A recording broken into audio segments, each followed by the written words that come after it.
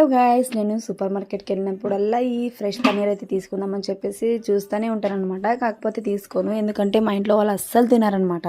ఎందుకో ఏం వాళ్ళకైతే అసలు నచ్చదు, తిన్నారనమాట. ఫస్ట్ టైం చేశాను ఒకసారి, వీడియో అయితే పెట్టలేదు కదా, అందుకనే ఇప్పుడైతే పెడుతున్నాను వీడియో. వాళ్ళు అస్సలు తినలేదనమాట. అందుకనే ఈరోజు ఖచ్చితంగా బాగా గ్రేవీగా వండి వాళ్ళైతే వాళ్ళ చేతితో తినిపించాలని చెప్పేసి వండుతున్నాను అనమాట నేనైతే.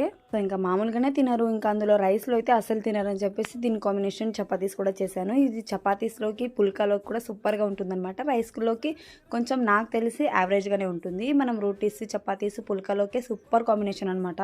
సో అందుకని నైట్ డిన్నర్లోకి అయితే ప్రిపరేషన్ చేస్తున్నాను అనమాట. నేను నిజంగానే అస్సలు ఎక్స్పెక్ట్ చేయలేదు, సూపర్ టేస్టీగా వచ్చిందనమాట. మా ఇంట్లో వాళ్ళు అందరు తిన్నారు. నేను వాళ్ళు తింటారో లేదని చెప్పేసి 2నే తెచ్చాను అనమాట. అందుకని సరిపోలేదు, ఇంకొకసారి వెళ్తే తెచ్చుకోవాలన్నమాట. బాగా తెచ్చుకొని మీకైతే ఇంకొకసారి వీడియో పెడతాను అనమాట.